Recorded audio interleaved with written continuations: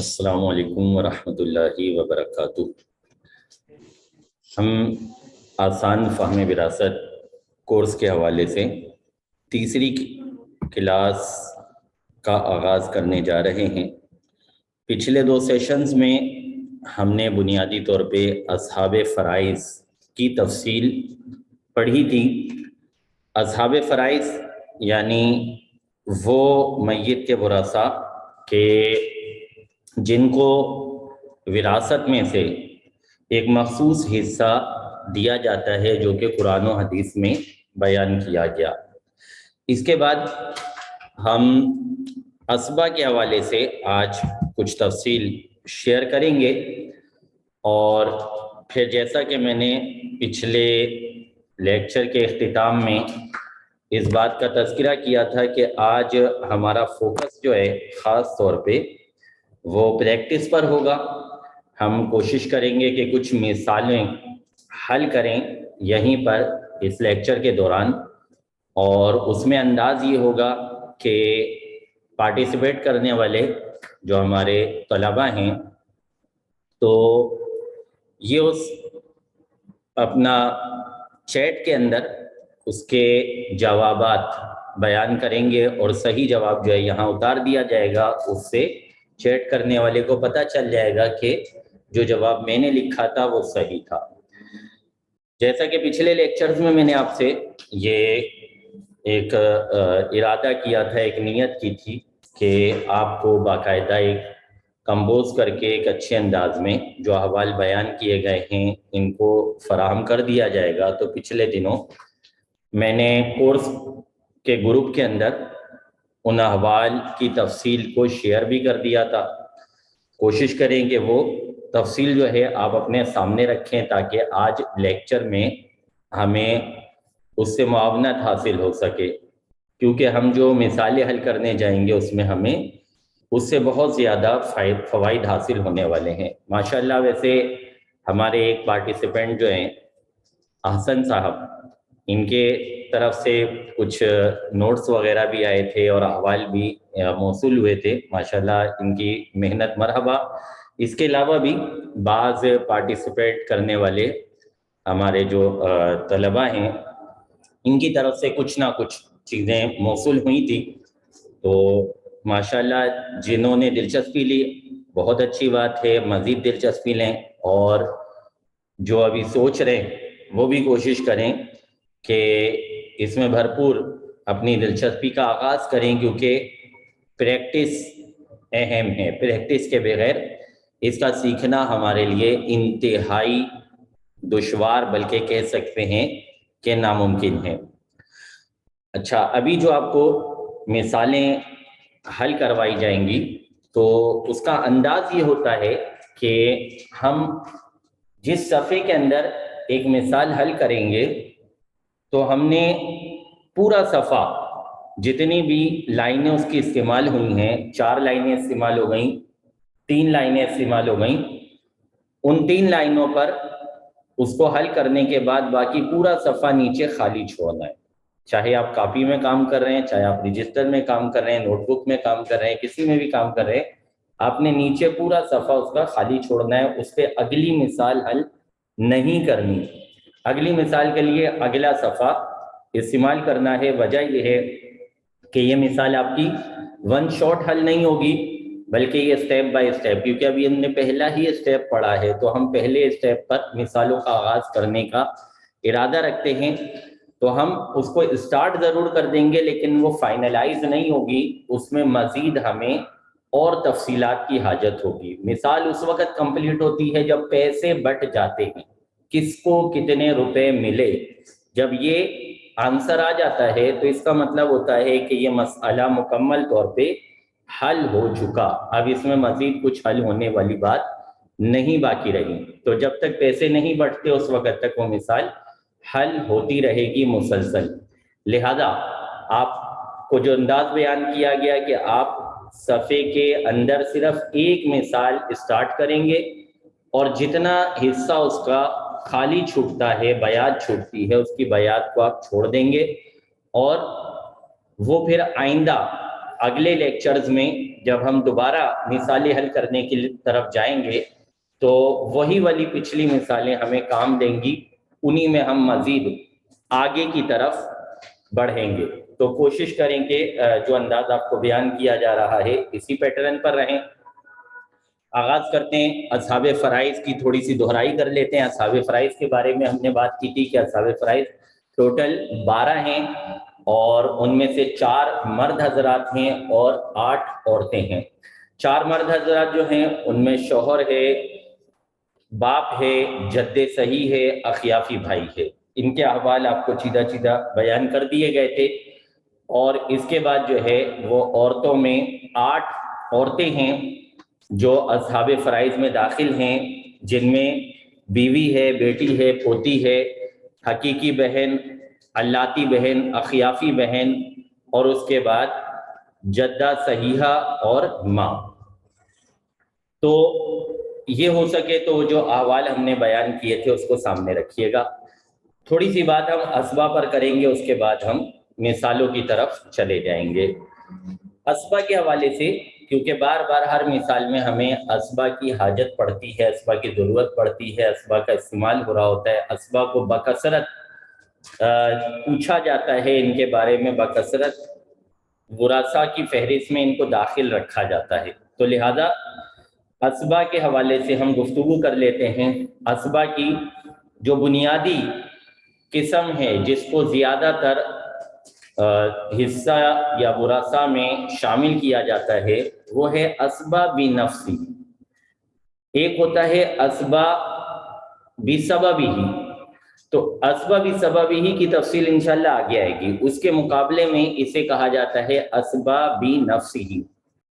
مطلب یہ ہوتا ہے کہ میت کے وہ مرد وراثہ کہ جن کی نسبت میت کے وہ وراثہ اسباب نسبی ہی میت کے وہ وراثہ کہ جن کی نسبت میت کی طرف نسب کے اعتبار سے ہوتی ہے، جن کی نسبت میت کی طرف نسب کے اعتبار سے ہوتی ہے، یعنی وہ میت کا بیٹا ہوگا یا پوتا ہوگا یا بیٹی ہوگی، پوتی ہوگی، یا پھر جو ہے بہن ہوگی، بھائی ہوگا، تو کسی نسب کی بنیاد پر، کسی نسبی رشتے کی بنیاد پر ان کا تعلق میت کے ساتھ جڑتا ہوگا۔ اسبا بنفسہ میں جو بنیادی قسم ہے جس کا سب سے زیادہ استعمال ہوتا ہے، تو اسبا بنفسہ اس کی ہم 3 قسمیں بیان کی جاتی ہیں۔ اسبا نسب، اسبا بنفسہ،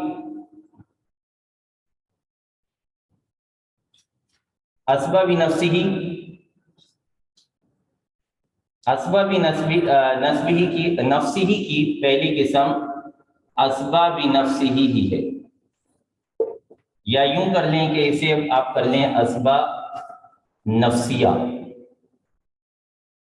اسبا نسبیہ، تو یوں تھوڑا سا فرق ہو جائے گا، اسبا نسبیہ، اور یہ اس کی پہلی قسم ہو جائے گی اسبا بنفسہ۔ اسبا بنفسہ میت کے وہ مرد وراثہ ہیں، میت کے وہ مرد رشتہ دار ہیں کہ جن کی جب میت کی طرف نسبت بناتے ہیں تو درمیان میں عورت کا واسطہ نہیں آتا۔ جب میت کی طرف اس کی نسبت کرتے ہیں تو درمیان میں عورت کا واسطہ نہیں آتا۔ بعض اوقات تو عورت کا واسطہ آتا ہی نہیں ہے، اور بعض اوقات یہ ہوتا ہے کہ عورت کا واسطہ بھی ہوتا ہے اور مرد کا واسطہ بھی ہوتا ہے، تو اسے بھی ہم عورت کا واسطہ نہ ہونے میں شمار کر لیتے ہیں۔ جیسے بیٹا، جو میت کا بیٹا ہے یہ میت کی طرف منسوب ہو رہا ہوگا بغیر کسی واسطے کے، یہ ڈائریکٹلی میت کا بیٹا ہے، لہذا اس کی نسبت میت کے ساتھ ڈائریکٹلی بن رہی ہوگی۔ اسی طرح میت کا باپ ہے تو یہ بھی بغیر کسی واسطے کے میت کی طرف منسوب ہو رہا ہوگا۔ پوتا جو ہے اس کی نسبت میت کی طرف ہوگی لیکن درمیان میں بیٹا ہوگا، کوئی عورت نہیں ہوگی۔ اسی طرح دادا کی نسبت میت کی طرف ہوگی لیکن درمیان میں باپ ہوگا، کوئی عورت نہیں ہوگی۔ تو ان افراد کو وہ مرد ورثہ کہ جن کی نسبت جب میت کی طرف کی جائے تو درمیان میں کسی عورت کا واسطہ نہ آئے، انہیں کہا جاتا ہے اسبا بنفسہ۔ پھر اس کی اپنی ایک تفصیل ہے، وہ ابھی میں آپ کو بیان کرتا ہوں۔ اس کے بعد دوسری قسم ہے اسبا بالغیر، اسبا بغیر ہی یا اسبا بالغیر، دونوں لفظوں سے اس کو تعبیر کیا جاتا ہے۔ یہ اس کی دوسری قسم ہے، اسبا بغیر ہی۔ اسبا بغیر ہی ان عورتوں کو کہا جاتا ہے جو اصحاب فرائض میں ہوتی ہیں، اصحاب فرائض میں ہوتی ہیں لیکن اپنے بھائیوں کی موجودگی میں بجائے صاحب فرض بننے کے اسبا بن جاتی ہیں۔ وہ میت کی عورت رشتہ دار، عورت ورثہ کے جو اصحاب فرائض بن رہی ہوتی ہیں لیکن اپنے بھائیوں کی موجودگی میں وہ اصحاب فرائض کے بجائے اسبا بن جاتی ہیں۔ اور یہ 4 عورتیں ہیں، اس میں بیٹی آتی ہے، پوتی آتی ہے، اور حقیقی بہن اور اللاتی بہن، حقیقی بہن اور اللاتی بہن۔ یہ 4 عورتیں وہ ہیں جو اسبا بغیر ہی بنتی ہیں۔ جو احوال آپ کو بیان کیے گئے تھے اس میں اس کی نشاندہی کر دی گئی ہے۔ اس کو اسبا بغیر ہی بھی کہتے ہیں اور اس کو اسبا بالغیر بھی کہتے ہیں۔ دونوں اصطلاحیں یہاں پر استعمال ہوتی ہیں، اسبا بالغیر، اسبا بغیر ہی۔ اس کی تعریف یہ ہوتی ہے کہ وہ عورت ورثہ، وہ عورتیں جو وارث بنتی ہیں اصحاب فرائض کے طور پر لیکن اپنے بھائیوں کی موجودگی میں اسبا بن جاتی ہیں۔ تیسری قسم ہوتی ہے اسبا مع الغیر یا اسبا مع غیرہ، اسبا مع الغیر یا پھر اسبا مع غیرہ۔ یہ وہ عورتیں ہیں کہ جو اصحاب فرائض ہیں، جو اصحاب فرائض کے طور پر حصہ لے رہی ہوتی ہیں لیکن کسی اور عورت کی موجودگی میں، کسی اور عورت کی موجودگی میں انہیں اسبا بنا دیا جاتا ہے۔ یہ 2 ہیں، جیسا کہ آپ نے احوال میں بھی دیکھا ہوگا، یہ ہے حقیقی بہن اور اللاتی بہن۔ تو یہ 2 ایسی عورتیں ہیں جو دوسری عورتوں کی وجہ سے اسبا بن جاتی ہیں۔ باقی اصل اسبا جو ہے وہ یہ ہیں جو اپنے بھائیوں کی وجہ سے اسبا بنتی ہیں۔ ہم نے جو بیسیکلی آج ٹاپک ڈسکس کرنا ہے وہ ہے اسبا بنفسہ، یعنی وہ مرد رشتہ دار میت کے جن کی میت کی طرف نسبت کی جائے تو درمیان میں کسی عورت کا واسطہ نہ آئے، درمیان میں کسی عورت کی طرف سے گزر کے وہ نسبت ہمیں نہ بنانی پڑے۔ اسبا بنفسہ یا اسبا نسبیہ، اسبا بنفسہ، اس کی 4 قسمیں بنتی ہیں۔ ایک اصل جز میت، پہلی قسم ہے جز میت، دوسری قسم ہے اصل میت، تیسری قسم ہے جز اب میت، اور چوتھی قسم ہے جز جد میت۔ جز میت، اصل میت، جز اب میت، جز جد میت۔ اس کی میں تفصیل آپ کے سامنے رکھتا ہوں تو آپ کو سمجھ آ جائے گا جز میت سے کیا مراد ہے، اصل میت سے کیا مراد ہے، جز اب میت سے کیا مراد ہے۔ اس میں پہلے نمبر پر آتا ہے بیٹا۔ جو کہ میت کا جز ہے، پھر آتا ہے پوتا، پھر آتا ہے پر پوتا، اور یہ یوں سلسلہ چلتا جاتا ہے۔ اس میں پوتیاں نہیں آئیں گی، پر پوتیاں نہیں آئیں گی، بیٹیاں نہیں آئیں گی، کیونکہ آپ کو بتایا کہ اسبا بنفسہ مرد حضرات ہوتے ہیں، وہ مرد ہوتے ہیں کہ جن کی نسبت جب میت کی طرف کی جاتی ہے تو درمیان میں عورت کا واسطہ نہیں آتا، تو لہذا یہاں پر صرف مردوں کا تذکرہ ہوگا۔ تو میت کا جو جز ہوتا ہے بیٹا ہوتا ہے، پھر میت کے بیٹے کا جو جز ہوتا ہے پوتا، وہ بھی میت کے جز کا جز ہوتا ہے، اس لیے اسے بھی ہم میت کا جز کہہ دیتے ہیں۔ اسی طرح پر پوتا جو ہے یہ میت کے جز کا جز ہوتا ہے، اس وجہ سے اسے بھی ہم میت کا جز کہہ دیتے ہیں۔ اصل میت، اس میں پہلے نمبر پر آتا ہے باپ، دوسرے نمبر پر آتا ہے دادا، تیسرے نمبر پر آتا ہے پر دادا، اور یہ سلسلہ چلتا جاتا ہے۔ یہاں بھی وہی والا معاملہ ہے کہ ہم اسے میت کی اصل قرار دے رہے ہیں، باپ تو میت کی اصل ہے، میت باپ سے ہی پیدا ہوئی تھی، وہ باپ کا ہی بیٹا تھا، لہذا وہ اصل میت ہے۔ اس کے بعد ہم دادا کو اصل میت کہہ رہے ہیں کیونکہ دادا باپ کی اصل ہے اور باپ میت کی اصل ہے۔ پھر پردادا کو ہم اصل میت کہہ رہے ہیں کیونکہ پردادا دادا کی اصل ہے، دادا باپ کی اصل ہے، باپ میت کی اصل ہے، تو یوں یہ سلسلہ آگے کنٹینیو ہوتا چلا جاتا ہے۔ پھر آ جاتے ہیں جزء اب میت، اس میں آ جاتا ہے پہلے حقیقی بھائی۔ حقیقی بھائی کی وہی تعریف ہے جو ہم نے پیچھے حقیقی بہن کی تعریف کی تھی، یعنی وہ بھائی جس کی اور میت کے ماں باپ ایک ہی ہوں، وہ بھائی جس کے اور میت کے ماں باپ ایک ہی ہوں، ان کو حقیقی بھائی کہا جاتا ہے۔ دوسرے نمبر پر آتا ہے اللاتی بھائی۔ اللاتی بھائی کی تعریف وہی ہے جو اللاتی بہن کی تھی، یعنی میت اور اس بھائی کے والد ایک ہوں، میت اور اس بھائی کے والد ایک ہوں تو انہیں اللاتی بھائی کہا جائے گا۔ اسی طرح پھر اس کا سلسلہ آگے چلتا چلا جاتا ہے، حقیقی بھائی کے بیٹے، پھر اس کے بعد اللاتی بھائی کے بیٹے، پھر حقیقی بھائی کے پوتے، پھر اللاتی بھائی کے پوتے، اس طرح یہ سلسلہ آگے تک چلتا چلا جائے گا۔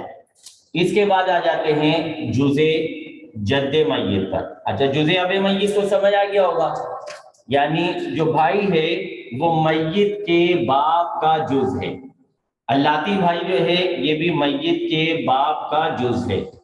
حقیقی بھائی کا جو بیٹا ہے یہ بیٹا حقیقی بھائی کا جز ہے، اور حقیقی بھائی جو ہے وہ میت کے باپ کا جز ہے۔ اسی طرح جزء جد میت، اس میں پہلے نمبر پر آتا ہے حقیقی چچا۔ اب حقیقی چچا کا مطلب کیا ہوتا ہے یہ امید ہے آپ کو سمجھ آ چکا ہوگا۔ اس کا مطلب یہ ہوتا ہے کہ یہ جو چچا ہے یہ اور میت کا جو باپ ہے یہ، ان دونوں کا باپ ایک ہی ہو، یعنی میت کا دادا وہ اس کا بھی باپ ہو، تو پھر ہم اس کو کہیں گے کہ یہ حقیقی چچا ہے۔ اور اگر صرف میت، اچھا دادا اور دادی دونوں ایک ہو تو پھر اسے کہا جائے گا حقیقی چچا، اور اگر صرف دادا ایک ہے دادی مختلف ہے تو پھر اس کو کہا جائے گا اللاتی چچا۔ اور یہ سلسلہ بھی اسی طرح چلتا جائے گا، حقیقی چچا، پھر اللاتی چچا، پھر حقیقی چچا کا بیٹا، پھر اللاتی چچا کا بیٹا، پھر حقیقی چچا کا پوتا، پھر اللاتی چچا کا پوتا، تو یہ سلسلہ اس طرح کنٹینیو ہو جائے گا۔ تو یہ سارے اسبا ہوتے ہیں اسبا بنفسی، بنیادی اسبا یہی ہوتے ہیں، باقی چند اسبا جو مخصوص ہیں ان کی قسمیں میں نے آپ کو بتا دی۔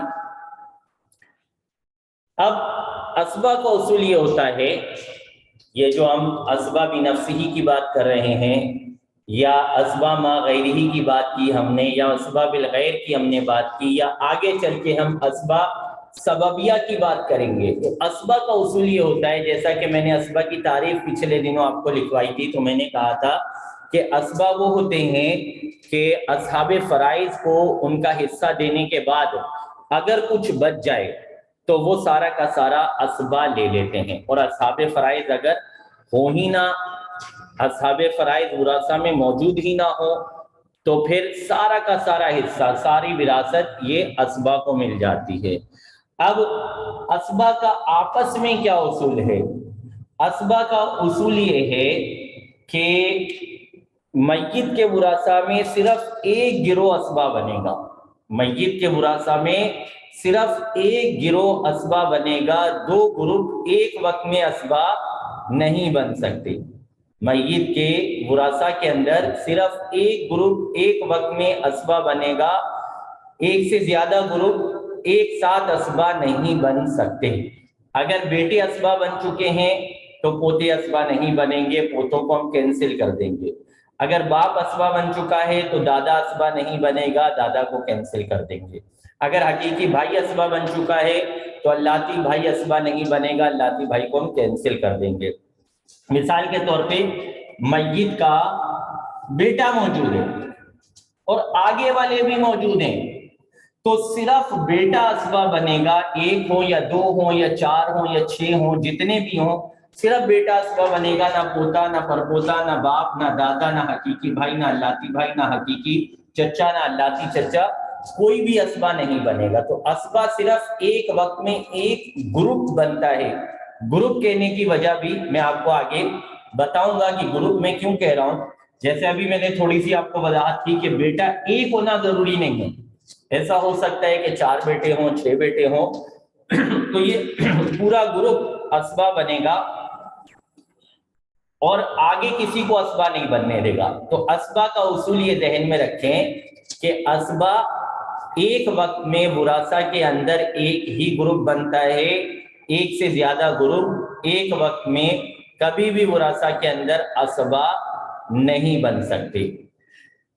اسبا میں دو اصول بنیادی طور پر نافذ ہوتے ہیں۔ ایک اصول کو کہا جاتا ہے اقرب فل اقرب، یعنی جو سب سے زیادہ قریب والا ہے وہ اسبا بنے گا، جو دور والا ہے اس کو چھوڑ دیا جائے گا، اس کو اسبا نہیں بنایا جائے گا، اس کو کچھ بھی نہیں دیا جائے گا بطور اسبا۔ جیسے ابھی میں نے آپ کو مثال بیان کی بیٹا، تو یہ اقرب ہے میت کے ہم نے 4 اسٹیپس بنائے اسبا کے، پہلا، دوسرا، تیسرا، چوتھا، یہ 4 اسٹیپس ہیں۔ ان میں سب سے پہلے یہ اقرب ہے، یہ پورا اسٹیپ جو ہے یہ پوری قسم اقرب ہے۔ اس کے بعد یہ جو دوسری قسم ہے یہ تیسری اور چوتھی کے مقابلے میں اقرب ہے۔ اس کے بعد تیسری قسم جو ہے یہ چوتھی کے مقابلے میں اقرب ہے۔ تو ایک تو فیصلہ یوں ہوگا کہ جزء میت موجود ہے تو اصل میت، جزء اب میت، جزء جد میت اسبا نہیں بنیں گے۔ دوسرا فیصلہ یوں بھی ہوگا کہ بیٹا اقرب ہے لہذا پوتا اور پرپوتا اسبا نہیں بنے گا، اگر پوتا موجود ہے تو پرپوتا اسبا نہیں بنے گا۔ اسی طرح اگر ان میں سے کوئی بھی نہیں ہے، جزء میت موجود نہیں ہے، تو اب ہم اصل میت کی طرف معاملے کو لے آئیں گے، اور اصل میت میں اگر باپ موجود ہے تو پھر دادا اسبا نہیں بنے گا، اگر دادا موجود ہے تو پردادا اسبا نہیں بنے گا، اگر اصل میت بھی وراثہ میں موجود نہیں ہے تو اب ہم جائیں گے جزء اب میت کی طرف، اور یوں ہی یہ سلسلہ ترتیب وار چلتا چلا جائے گا۔ تو اس کے لیے یہ اصول رکھا گیا ہے اقرب فل اقرب، یعنی جو سب سے زیادہ قریبی اسبا ہے اسے اسبا بنا دیا جائے گا، باقی آگے والے تمام اسبات کو چھوڑ دیا جائے گا۔ ایک اصول تو یہ ہے، اور دوسرا اصول ہے قوت قرابت۔ دوسرے اصول کو ہم کہتے ہیں قوت قرابت، یعنی جس اسبا کو زیادہ قرابت حاصل ہے اس کو اسبا بنایا جائے گا، جس کو جس کی قرابت کمزور ہے، جس کی قرابت ہلکی ہے، اس کو اسبا نہیں بنایا جائے گا۔ مثال یہ یہاں سے آپ کا سلسلہ شروع ہوگا۔ حقیقی بھائی کو جو قرابت حاصل ہے وہ ماں اور باپ دونوں کی طرف سے حاصل ہے، ماں اور باپ دونوں کی طرف سے اسے قرابت حاصل ہے میت سے۔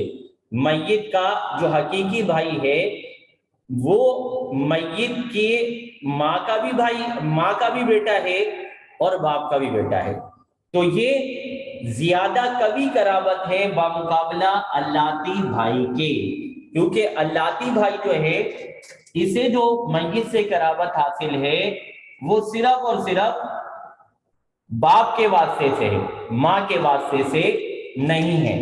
تو اقرب میں تو یہ دونوں آ رہے تھے، اقرب والے اصول میں یہ بھی اسبا بننا چاہیے تھا، یہ بھی اسبا بننا چاہیے تھا، لیکن قوت قرابت والے اصول کی وجہ سے صرف یہ اسبا بنے گا، یہ اسبا نہیں بنے گا۔ اب قوت قرابت کے اعتبار سے اگر آپ سمجھنا چاہیں کمپلیٹ بات، تو قوت قرابت کے اعتبار سے تفصیل یہ بنے گی کہ حقیقی، پھر اللاتی اور پھر اخیافی، یعنی اگر حقیقی بھائی، حقیقی بہن اسبا بن چکی ہے تو پھر ہم اللاتی کو اسبا نہیں بنائیں گے، اور اخیافی تو خیر اسبا بنتا ہی نہیں ہے، لیکن قوت قرابت اس میں کم ہے۔ قوت قرابت کو سمجھانے کے لیے میں نے یہاں پہ اخیافی کا تذکرہ کیا ہے کہ قوت قرابت سب سے زیادہ کبھی اس میں ہوتی ہے، پھر اس سے کم اس میں ہوتی ہے، اور اس میں سب سے کم قوت قرابت ہوتی ہے۔ تو قوت قرابت کے اعتبار سے حقیقی بھائیوں کے گروپ کو اسبا بنا دیا جائے گا۔ یہاں سے آپ کو ایک بات شاید مزید ایکسٹرا سمجھ آ جائے، جو ہو سکتا ہے کہ اصحاب فرائض میں آپ نہ سمجھ سکے ہوں، نہ پک کر سکے ہوں، وہ یہ کہ اگر بیٹی یا پوتی موجود ہے اور وراثہ کے اندر ہمارے پاس حقیقی بہن بھی موجود ہے اور اللاتی بہن بھی موجود ہے، تو اب ہم اسبا مع غیر کس کو بنائیں گے؟ اب ہم اسبا مع غیر بنائیں گے حقیقی بہن کو، اللاتی بہن کو چھوڑ دیں گے۔ وجہ کیا ہے؟ قوت قرابت۔ بظاہر جو آپ کو احوال بیان کیے گئے تھے ان میں شاید ہو سکتا ہے کہ آپ کو اس بات کا کنفیوژن ہوتا آگے چل کے، جب آپ مثالوں وغیرہ میں جاتے، مثالیں حل کرتے، کہ یہاں پر جو صورتحال بن رہی ہے وہ یہ بن رہی ہے کہ بیٹی یا پوتی موجود ہے، اور اس کی موجودگی میں ہم نے کہا تھا کہ حقیقی بہن بھی اسبا مع غیر بنتی ہے اور اللاتی بہن بھی اسبا مع غیر بنتی ہے۔ تو اب میں کس کو اسبا مع غیر ٹھہراؤں؟ حقیقی بہن کو اسبا مع غیر بناؤں یا اللاتی بہن کو اسبا مع غیر بناؤں؟ تو لہذا اس کا حل ہمیں یہاں اسبا کی بحث میں مل گیا، قوت قرابت۔ جب حقیقی بہن اسبا بن رہی ہے، چاہے وہ اسبا بالغیر بن رہی ہے یا اسبا مع غیر بن رہی ہے، جب حقیقی بہن اسبا بن گئی تو اب اللاتی بہن اسبا نہیں بنے گی۔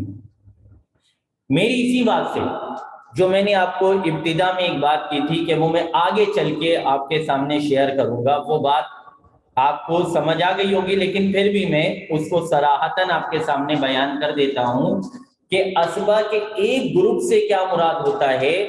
اسبا کے ایک گروپ سے مراد اس میں پائی جانے والے مرد اور ساتھ میں عورتیں بھی ہوتی ہیں۔ جیسے بیٹا اگر اسبا بن رہا ہے تو انڈرسٹوڈ ہے یقینی طور پہ یہ بیٹیوں کو بھی اسبا بنا دے گا، کیونکہ اگر آپ نے احوال پہ غور کیا ہو، احوال آپ کے ذہن میں کچھ نہ کچھ مستحضر ہو، تو آپ کو پتا ہوگا کہ بیٹے کی موجودگی میں بیٹیاں اسبا بن جاتی ہیں، تو بیٹے اور بیٹیوں کا پورا گروپ اسبا بنے گا، اس کے علاوہ اور کوئی گروپ اسبا نہیں بن سکے گا۔ اسی طرح پوتا ہے تو یہ پوتا بھی پوتیوں کو اسبا بنا دیتا ہے، تو پوتا اور پوتیاں جو ہیں یہ دونوں کے دونوں ایک وقت میں اسبا بنیں گے، آگے والے اسبا نہیں بنیں گے۔ اسی طرح بھائیوں کا سلسلہ ہوتا ہے کہ بھائی جو ہوتے ہیں وہ اپنی بہنوں کو اسبا بنا دیتے ہیں۔ آپ نے حقیقی بھائی بہن میں بھی پڑھا ہوگا کہ حقیقی بھائی کی موجودگی میں اسبا بن جاتی ہے، اللاتی بہن میں بھی پڑھا ہوگا کہ اللاتی بھائی کی موجودگی میں وہ اسبا بن جاتی ہے۔ تو گروپ سے مراد یہ ہے کہ حقیقی بھائی حقیقی بہنیں سب مل کر آپس میں اسبا بن جائیں گی، اللاتی بھائی اللاتی بہنیں سب مل کر آپس میں اسبا بن جائیں گی۔ ان کے علاوہ کوئی اور گروپ ان کے اسبا ہوتے ہوئے اسبا نہیں بنے گا۔ تو یہ مطلب تھا اس وقت جب میں نے آپ کو کہا تھا کہ ایک وقت میں ایک گروپ اسبا بنے گا۔ امید ہے کہ آپ بات زیادہ کلیئر ہو گئی ہوگی۔ تو یہ اسبا کی ہماری تفصیل تھی، امید ہے کہ آپ نے اس کو نوٹ کر لیا ہوگا، اس کو سمجھ بھی لیا ہوگا۔ اب ہم مثالوں کی طرف چلتے ہیں۔ تقریباً ہمارے پاس آدھا گھنٹہ کم و بیش باقی ہے، ہم اس میں کوشش کریں گے کہ کچھ مثالیں حل کر لیں۔ میں نے ابتدا میں آپ کو کہا تھا کہ جب مثالیں حل کروائی جائیں تو آپ نے کیا کرنا ہے، آپ نے چیٹ باکس جو ہے اس باکس میں مختلف افراد جن کے بارے میں آپ سے پوچھا جائے ان کے آپ کے نظر میں ان کا کیا حصہ ہونا چاہیے اس کنڈیشن میں، اس صورتحال میں ان کو کیا ملنا چاہیے وہ بتانا ہے۔ جو صحیح ہوگا وہ یہاں پہ لکھ دیا جائے گا، اس سے آپ کو اندازہ ہو جائے گا کہ ہم جو سمجھے ہیں یہ صحیح سمجھے ہیں یا ہمارے سمجھنے میں غلطی ہوئی ہے۔ اور آپ نے اس پیپر کو سامنے رکھنا ہے، اسکرین پہ رکھنا ہے، یا اگر آپ اس کو پرنٹ نکلوا چکے ہیں جس میں آپ نے حوال لکھے ہیں یا آپ نے اپنی کاپی میں اس کو فیئر کر لیا ہے احوال کو، تو اس کو اس وقت آپ سامنے رکھ لیں، کھول لیں، تاکہ آپ کو یہ بات حل کرنا، یہ سمجھنا آسان ہو۔ ورثہ کے جب حصے بنائے جاتے ہیں تو ایک انداز ہوتا ہے لکھنے کا، یہ میت کا لفظ لمبا کر کے لکھ دیا جاتا ہے بغیر نقطوں کے، نہ یا کے نقطے لگائے جاتے ہیں نہ تا کے نقطے لگائے جاتے ہیں۔ یہ میت کا لفظ لکھ کے لمبی سی لکیر کھینچ دی جاتی ہے۔ اب ہم یہاں پر ورثہ لکھیں گے، 3 بیویاں۔ میں کوشش کروں گا کہ کچھ افراد بڑھا کے آپ کے سامنے رکھوں، اس کا ریزن کیا ہے، اس کا ریزن انشاءاللہ آگے چل کے آپ کو سمجھ آئے گا کہ ایسا کیوں کیا جا رہا تھا۔ تو 3 بیویاں ہیں مثال کے طور پہ مرنے والے کی، اسی طرح اس کے ماں ہے اور اس کا باپ ہے، یہ کنڈیشن ہے۔ اب اس کنڈیشن میں ہم نے ان کے حصے معلوم کرنے ہیں، بیویوں کو کتنا حصہ دیا جائے گا اس صورتحال میں۔ بیوی کے ساتھ ماں موجود ہے، میت کی ماں موجود ہے، میت کا باپ موجود ہے۔ تو اس صورتحال میں جو ہم نے ایک جدول بنایا تھا، ایک نقشہ بنایا تھا، اصحاب فرائض کے حال بیان کیے تھے، تو اصحاب فرائض کے حساب سے ان کو کیا سہام ملیں گے۔ ایک جواب آیا ہے ربو، اور کوئی ربو، ماشاءاللہ ان کو ربو حصہ ملے گا۔ اچھا، اب ہم آ جاتے ہیں ماں پر، اور ماں کو کتنا حصہ دیا جائے گا، ماں کا حصہ کون بتائے گا کہ ماں کو اس کنڈیشن میں، اس صورتحال میں کتنا حصہ دیا جائے گا۔ ماں کا حصہ سدس بیان کر رہے ہیں ایک صاحب، لیکن چلیں دیکھتے ہیں اور کون بیان کرتا ہے۔ ماں کا حصہ اس کنڈیشن میں، صورتحال میں کیا بن سکتا ہے، کیا پاسبل لگتا ہے آپ کو، کیا ہونا چاہیے؟ جو آپ کے پاس اس کی معلومات بیان کی گئی تھی اس معلومات کی روشنی میں ایک صاحب ربو بیان کر رہے ہیں۔ چلیں، ربو تو خیر میرے خیال میں ماں کا حصہ بنتا ہی نہیں ہے کسی بھی کنڈیشن میں، آپ دوبارہ ایک مرتبہ اس جدول کو چیک کر لیں۔ ماں بقیہ ثلث، ماشاءاللہ ایک جواب آیا ہے ماں بقیہ ثلث، اور یہ بالکل صحیح ہے۔ بیوی موجود ہے، ماں موجود ہے، باپ موجود ہے، لہذا اسے ماں بقیہ کا ثلث ملے گا۔ اچھا، باپ کا آپ نکال لیتے ہیں کہ باپ کو اس کنڈیشن میں کیا حصہ دیا جائے گا، اس کے سہام کیا بنیں گے۔ تو تھوڑا اس پر توجہ رکھیں، جو آپ کو پڑھایا گیا ہے، جو آپ کو چارٹ شیئر کیا گیا تھا، تاکہ آپ صحیح سمت میں پہنچ سکیں۔ مقصد یہی ہے، آپ کوشش کریے گا آپس میں ایک دوسرے کو چیک نہ کریں کون کیا بیان کر رہا ہے۔ میں اسی لیے نام نہیں لے رہا کہ کس نے کیا بتایا، تاکہ غلطی میں آپس میں ایک دوسرے کو پھوٹ نہ کیا جائے۔ ماشاءاللہ کئی طلبہ نے اس کا جواب دیا اسبا، اور بالکل صحیح ہے، اس کو اسبا بنایا جائے گا۔ بس ہم نے ابھی مسئلے کو یہیں تک حل کرنا ہے، اگلے اسٹیپ پر ہم نیکسٹ نشست میں جب اگلی پریکٹس کریں گے تو اس وقت پھر ہم اس کے مزید آگے جائیں گے کہ ہم نے اس مسئلے میں اور کیا کیا چیزیں دیکھنی ہیں، کیا کیا چیزیں دیکھنی ہوتی ہیں۔ جیسا کہ میں نے شروع میں آپ کو بیان کیا کہ اس کے اندر ہم اس وقت تک فائنلائز نہیں کریں گے جب تک ہمیں رقم پتہ نہیں چل جاتی کہ ایک بیوی کو کتنے پیسے مل رہے ہیں، ماں کو کتنے پیسے مل رہے ہیں، باپ کو کتنے۔ اچھا، یہاں اس مسئلے سے امید ہے کہ آپ نے ایک بات اور سیکھ لی ہوگی، وہ یہ کہ بیوی کا جو حصہ ہوتا ہے، اب چاہے وہ ایک ہوں، دو ہوں، تین ہوں، چار ہوں، ان کا حصہ اس کنڈیشن میں وہی رہے گا۔ جب پیسے ان کو مل جائیں گے تو وہ پیسے ان سب میں، ان تینوں میں برابر برابر تقسیم کر دیے جائیں گے۔ اگر یہاں ایک بیوی بھی ہوتی تب بھی اسے 1/4 حصہ ہی ملنا تھا، ربع ہی ملنا تھا۔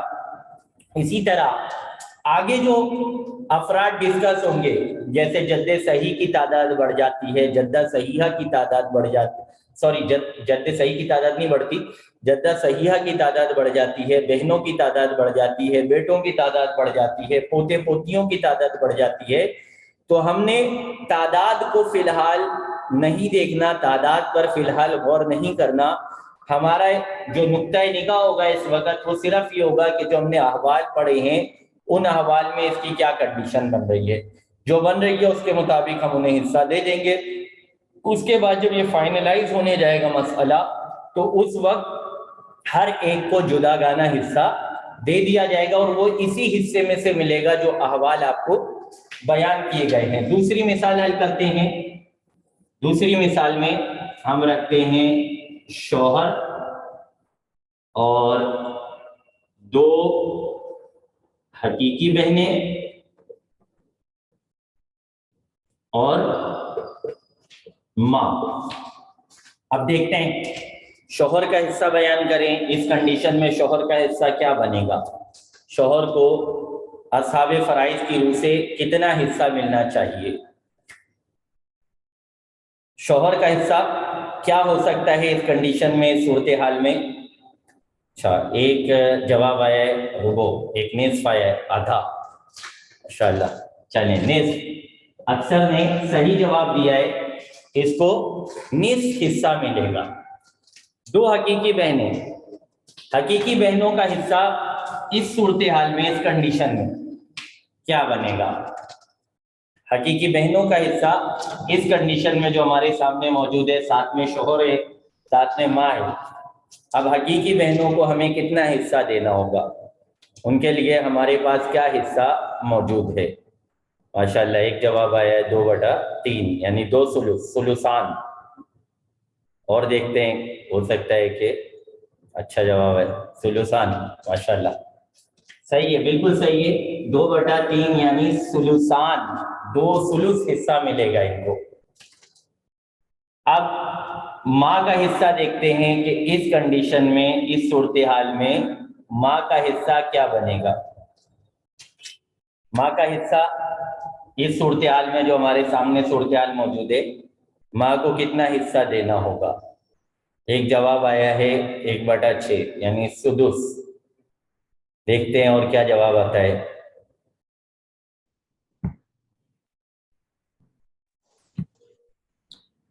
جی، ماں کا حصہ سدس بتایا تھا ایک ہمارے پارٹیسپینٹ نے، اور انتظار کر رہے ہیں کہ کوئی اور بھی حصہ لے لے، تو انشاءاللہ یہاں پہ ہم شیئر کر دیتے ہیں کہ کیا حصہ بن رہا ہے ماں کا۔ ماں بقیہ کا ثلث، ایک جواب بھی آیا ہے سدس، چلیں صحیح جواب سدس ہے۔ تو یہ ہماری 2 مثالیں حل ہو گئی۔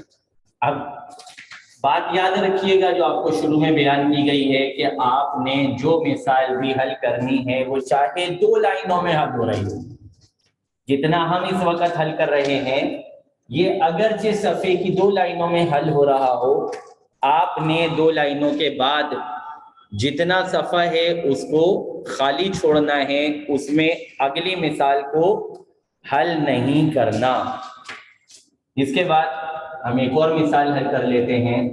مثال کے طور پہ بیٹا ہے، ایک بیٹی ہے اور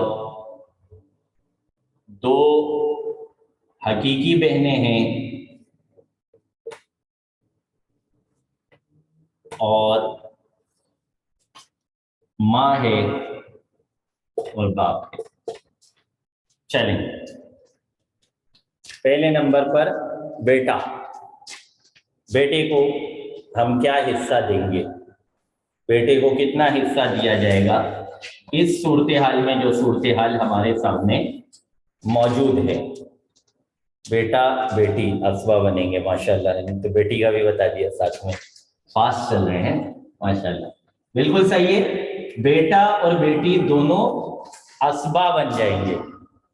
جو ابھی ہم نے اسبا کی بحث پڑھی تھی، بالکل اس اسبا کی بحث کے مطابق یہ دونوں اسبا بن جائیں گے. ان کا ایک گروپ بن جائے گا اور ان کو ہم اسبا شمار کر لیں گے. حقیقی بہنوں کا حصہ، دو حقیقی بہنوں کا حصہ اس صورتحال میں جو ہمارے سامنے صورتحال موجود ہے کیا بنے گا، کیا دیا جائے گا؟ دو حقیقی بہنوں کو کتنا حصہ دیا جائے گا؟ محجوب ماشاءاللہ. ہاں جی، یہ محجوب ہو جائیں گی کیونکہ بیٹا موجود ہے تو بیٹے کی موجودگی میں حقیقی بہن محجوب ہو جاتی ہے، یعنی اس کو کوئی حصہ نہیں ملتا. اور ہمارے تقریباً سارے ہی پارٹیسپینٹس نے بالکل صحیح جواب دیا ہے حقیقی بہنوں کے حوالے سے. ماں کا حصہ کتنا دیا جائے گا اس کنڈیشن میں جو صورتحال ہمارے سامنے موجود ہے؟ سدس. ایک جواب آیا ہے سدس. اور دیکھتے ہیں وہاں کا سدس. ماشاءاللہ تیزی آتی جا رہی ہے ماشاءاللہ. یوں اگر ریپیٹ کریں گے تو امید ہے کہ بہت جلدی ہم یاد کرنے میں کامیاب ہو جائیں گے. نحوال کو ہمارے ذہن میں کافی حد تک بیٹھیے. باپ کا حصہ میرے خیال میں پوچھنے سے پہلے ہی بتانا شروع کر دیا ہے ماشاءاللہ انہوں نے. سدس دیا جائے گا. یہاں سدس مال اسبا والی کنڈیشن بھی بن رہی ہے. بیٹی موجود ہے، سدس مال اسبا والی کنڈیشن بھی بن رہی ہے بظاہر، لیکن ہم نے کہا تھا کہ ہم ترتیب وار چلیں گے. بیٹا موجود ہے لہذا سدس کا فیصلہ ہو جائے گا. سدس پلس اسبا کی طرف نہیں جائیں گے کیونکہ بیٹا موجود ہے. اور دوسری بات جو ہم نے ابھی اسبا کے چیپٹر میں پڑھی تھی کہ ایک وقت میں ایک ہی گروپ اسبا بنتا ہے. جب یہ اسبا بن گئے تو اب یہاں پاسبل نہیں ہے کہ کوئی اور گروپ اسبا بن سکے.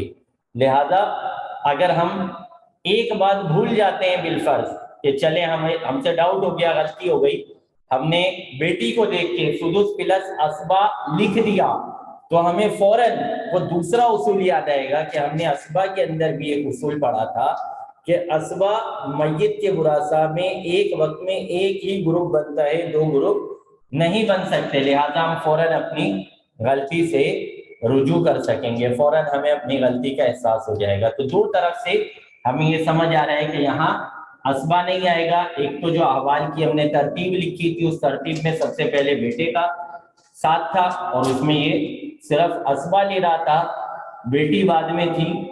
اور دوسری بات یہ کہ اسبا کی جو تفصیل ہم نے پڑھی اس اسبا کی تفصیل میں ہمیں یہ بتایا گیا تھا کہ وراثہ کے اندر ایک وقت میں ایک ہی گروپ اسبا بنتا ہے. ہمارے بعض پارٹیسپینٹس ایسے ہیں کہ جن کی طرف سے کوئی جواب نہیں آ رہا، سائلنٹ چل رہا ہے، خاموشی چل رہی ہے. کوشش کریں کہ آپ اپنی خاموشی کو بریک کریں اور آپ بھی اس میں حصہ لیں کیونکہ یہ پریکٹس آپ کے لیے یوں سمجھ لیں کہ وراثت کا جو ہمارا چیپٹر ہے اس میں وراثت کے چیپٹر کی جان ہے. اچھا، اگلا مسئلہ ہم ڈسکس کرتے ہیں دو حقیقی بہنیں اور دو حقیقی بھائی، ماں جدہ صحیحہ. چلیں اب دیکھتے ہیں فرسٹ کون بتاتا ہے. دو حقیقی بہنیں، ان کو کتنا حصہ ملے گا؟ دو حقیقی بہنیں، دو سلو سے ایک جواب آیا ہے. اور دیکھتے ہیں اور ہمارا کوئی پارٹیسپینٹ حصہ لیتا ہے اس میں. کوشش کریں کہ سب حصے دار بنیں, سب کا حصہ شامل ہو. ایک جواب ہے اسبا, ایک اور اسبا, ماشاءاللہ. تو حقیقی بھائی اور بہنیں دونوں مل کر اسبا بن جائیں گے. حقیقی بھائی بھی اسبا بنیں گے اور حقیقی بھائی حقیقی بہنوں کو بھی اسبا بنا دیں گے. اچھا, ماں کا حصہ اب ہم نے معلوم کرنا ہے. ماں کو کتنا حصہ دیا جائے گا؟ ماں کو اس کنڈیشن میں, صورتحال میں کتنا حصہ دیا جائے گا؟ ایک جواب سدس. اچھا ماشاءاللہ, سدس, ماشاءاللہ, سب نے صحیح جواب دیا. چلیں, سدس. اچھا, اس کے بعد جدہ صحیحہ کا حصہ اس کنڈیشن میں کیا بنے گا؟ اس کنڈیشن میں جدہ صحیحہ کو کتنا حصہ دیا جائے گا؟ ماشاءاللہ, کچھ لوگوں نے لگ رہا ہے خاموشی توڑی ہے. جو خاموش افراد تھے ان کے بھی جواب آنا شروع میں. محجوب, ماشاءاللہ, یہ بھی سب نے صحیح بیان کیا ہے.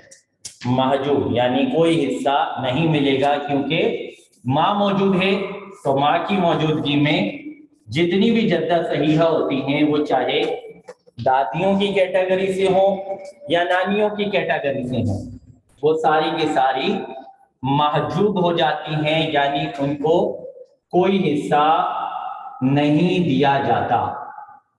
اگلا مسئلہ دیکھتے ہیں. بیٹی, 3 پوتیاں, شوہر اور ماں باپ.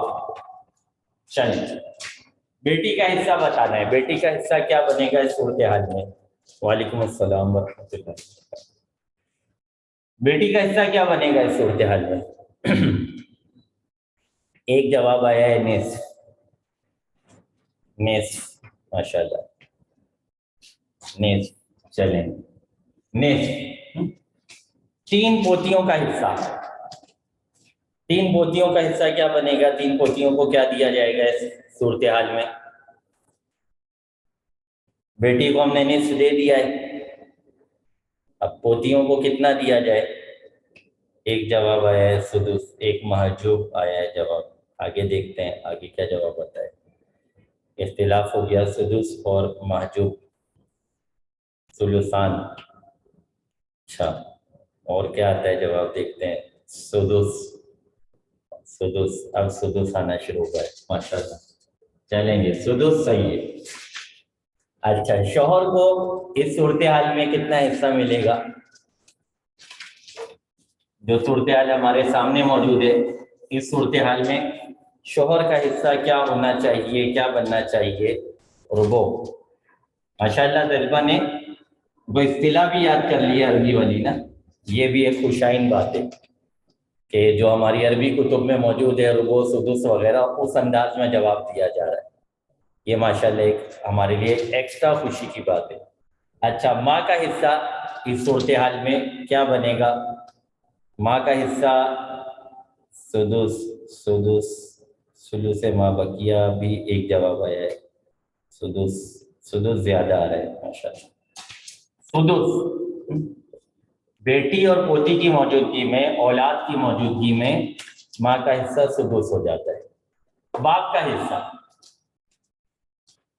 جو صورتحال ہمارے سامنے موجود ہے, اس صورتحال میں باپ کا حصہ کتنا ہوگا؟ باپ کو کیا حصہ دیا جائے گا؟ سدس آیا ہے, لیکن یہ میرا خیال ہے کہ ماں کا حصہ بیان کیا ہے انہوں نے, باپ کا حصہ بیان نہیں کیا. سدس. اسبا ایک جواب آیا ہے, آگے دیکھتے ہیں. اسبا ایک جواب آیا ہے, ایک جواب سدس آیا ہے. سدس ماں اسبا. ماشاءاللہ, 2 ہمارے پارٹیسپینٹ جو انہوں نے صحیح جواب دیا ہے, سدس ماں اسبا. کیونکہ بیٹی اور پوتی موجود ہے, بیٹا یا پوتا موجود نہیں ہے. اگر بیٹا یا پوتا ہوتا تو پھر اسبا نہ ہوتا, صرف سدس ہوتا. تو چونکہ یہاں پر بیٹا یا پوتا نہیں ہے, لہذا یہاں پر صرف اور صرف سدس نہیں دیا جائے گا, بلکہ یہاں پر असबा के साथ सुदुस दिया जाएगा, सॉरी मैंने मिटा दिया, बाप सुदुस प्लस असबा। अच्छा, एक और मिसाल हल करते हैं। मिसाल के तौर पे हमारे पास अल्लाती बहन है, अल्लाती बहन का अभी तक कोई मसला हल नहीं हुआ। अल्लाती बहनें, 5 अल्लाती बहनें और 4 पोतियां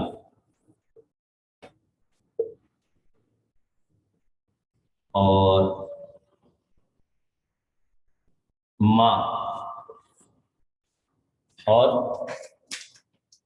2 बीवियां। चलिए अल्लाती बहनों का हिस्सा मालूम करें, अल्लाती बहनों को कितना हिस्सा मिलेगा इस सूरत हाल में। अल्लाती बहनों का हिस्सा जो हमारे सामने सूरत हाल मौजूद है, इस सूरत हाल में अल्लाती बहनों को कितना हिस्सा दिया जाएगा। एक जवाब आया है असबा, और देखते हैं और क्या जवाब आता है। फिर असबा जवाब आया है, और कोई जवाब देगा। असबा माल है, सही मतलब असबा। चलिए अल्लाती बहनें असबा बनेंगी पोतियों की मौजूदगी में। पोतियों का हिस्सा असबा माल गैर की सिलाई, लेकिन मैंने सिर्फ असबा लिख दिया यहाँ पे, असबा माल गैर, पोतियों का हिस्सा। पोतियों को कितना हिस्सा दिया जाएगा मौजूदा सूरत हाल में, मज़कूरा सूरत हाल में।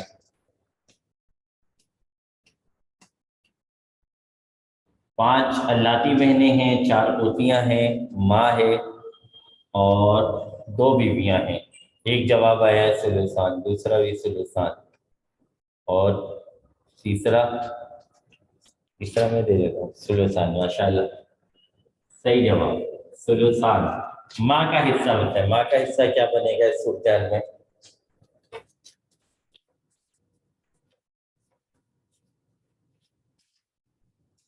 माँ का हिस्सा सुदुस बयान किया गया है, सुदुस बयान किया गया है, फिर सुदुस, माशाल्लाह बिल्कुल सही है, सुदुस बनेगा। 2 बीवियां, बीवियों का हिस्सा कितना होगा। बहनें मौजूद हैं, पोतियां मौजूद हैं, माँ मौजूद है। बहनें, पोतियां, माँ, इनकी मौजूदगी में बीवी का हिस्सा, 2 बीवियों का हिस्सा। वो सुमन भी आया है एकदम, सुमन सुमन, अच्छा वो भी आया है। पोतियां मौजूद है यानी औलाद मौजूद है, औलाद की मौजूदगी में बीवी का हिस्सा सुमन बनता है, यानी 1/8 हिस्सा दिया जाता है। तो अब उम्मीद है आपको अच्छे तरीके से ये बात समझ आ गई होगी कि हमने मिसालों की प्रैक्टिस किस अंदाज में करनी है। जो आपको शुरू से ये बात कही जा रही थी कि प्रैक्टिस का सिलसिला जारी रखें, जितना ज़्यादा आप प्रैक्टिस करेंगे उतना ज़्यादा आपको इस इल्म में जो है वो फ़ायदा भी हासिल होगा और महारत भी हासिल होगी। तो जितनी ज़्यादा आप प्रैक्टिस करेंगे, जितना ज़्यादा आप एक दूसरे से शेयर करेंगे, शेयरिंग करेंगे, एक दूसरे से तकरार करेंगे, तो आपको ये चीज़ें अज़बर होती जाएंगी, जहन नशीन होती जाएंगी कि किसको किस वक्त में कितना हिस्सा दिया जाना है। तो आज का जो हमारा लेक्चर था, इसमें बुनियादी जो बात हमने डिस्कस की वो असबा के हवाले से थी कि असबा जो होते हैं वो मय्यत के वरासा में एक वक्त में एक ही ग्रुप ने असबा बनना होता है, और असबा में 2 उसूल नाफिज होते हैं। एक अकरब फलअकरब का, यानी सबसे करीबी जो वारिस है अगर वो मौजूद है तो उसकी मौजूदगी में उस नेक्स्ट असबा नहीं बनेगा, पहले वाले को असबा बना के हम बात को क्लोज कर देंगे। इसी तरह कुव्वत कराबत की बात हमने की कि जिसकी कराबत ज़्यादा मजबूत होगी, जिसको ज़्यादा कराबत दारी में कुर्बत हासिल होगी, तो उसे असबा बनाया जाएगा। جو قرابت داری میں کمزور ہوگا، یعنی جس کو ماں باپ کی جہت سے قرابت مل رہی ہے وہ اسبہ بنے گا، جو صرف باپ کی جہت سے قرابت حاصل کر رہا ہے، تو اگر حقیقی موجود نہیں ہے، ماں باپ کا ایک قرابت دار موجود نہیں ہے، تو پھر اللاتی کو، یعنی جو صرف باپ کی طرف سے قرابت حاصل کر رہا ہے، اس کو اسبہ بنایا جائے گا۔ جب کوئی شخص مر جاتا ہے تو وہ جو کچھ چھوڑ کر مرتا ہے، جو کچھ اس کی ملکیت میں ہوتا ہے، یہ میں نے پہلے دن بھی لیکچر دیتے ہوئے آپ کے سامنے بات کی تھی کہ نارملی ہم ساری کے ساری چیزوں کو وراثت میں عرفاً نہیں لیتے۔ ہمارے عرف میں کچھ چیزوں کو بے قیمت، بے مول سمجھ کے، بغیر کسی کا حق سمجھ کے، جس کی مرضی میں آتا ہے وہ اسے تقسیم کر دیتا ہے، بانٹ دیتا ہے، غربا میں دے دیتا ہے، مولوی صاحب کو پہنچا دیتا ہے، جو اس کا مطلب ایک تھنکنگ ہوتی ہے اس کے مطابق وہ اس چیز کو اس کے اندر تصرف کر لیتا ہے۔ حالانکہ ایسا نہیں ہے، جو مرنے والے کی ملکیت میں چیزیں موجود تھیں وہ ساری کی ساری اب وراثت بن چکی ہیں، اور اس میں تمام ورثاء کا حق شامل ہو چکا ہے۔ لہذا ان چیزوں کے ساتھ جو بھی معاملہ کیا جائے گا وہ تمام ورثاء کی اجازت سے کیا جائے گا، تمام ورثاء کو راضی کر کے کیا جائے گا۔ تو لہذا اس بات کا خصوصی اہتمام رکھنا چاہیے، جب کوئی شخص مر جاتا ہے تو مرنے والے کا جو مال ہوتا ہے اس مال سے ابتدائی طور پہ 4 کام کیے جاتے ہیں۔ اس مال میں 4 طرح کے حقوق نافذ ہوتے ہیں، 4 طرح کے حق اس کے ساتھ متعلق ہوتے ہیں۔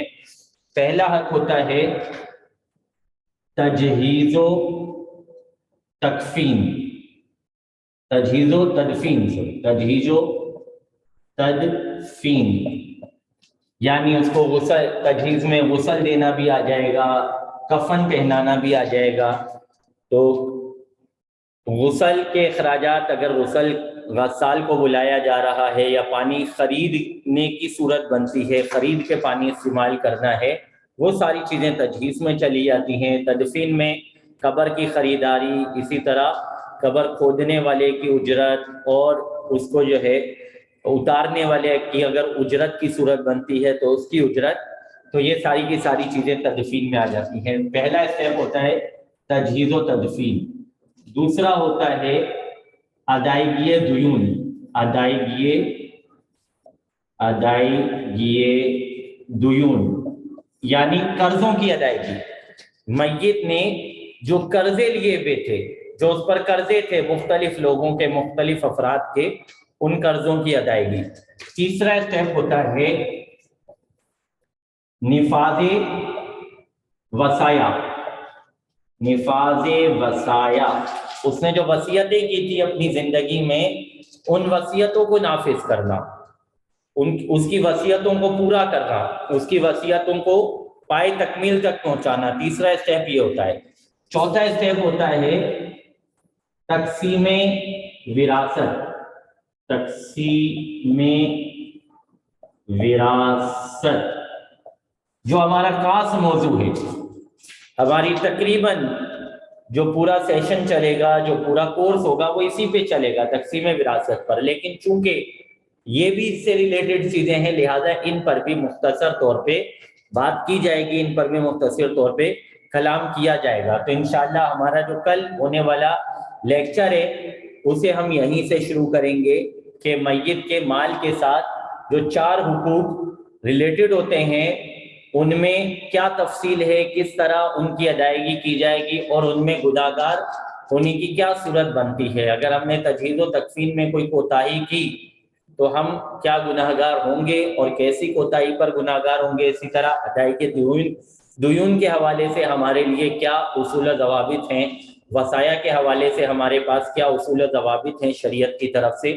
تقسیم وراثت تو ہمارا یہ جب تک کورس چل رہا ہے، پورا کورس اسی پر ڈیپینڈ کرتا ہے، اسی پر منحصر ہے، لہذا یہ سلسلہ آخر تک چلتا رہے گا۔ تو انشاءاللہ کل ہم جو ہے چوتھے لیکچر میں ابتدا یہاں سے کریں گے، اور وقت ہونے کی صورت میں مزید کچھ اصطلاحیں ہیں وراثت کے حوالے سے تو اس کو بھی انشاءاللہ ڈسکس کریں گے۔ السلام علیکم ورحمۃ اللہ وبرکاتہ۔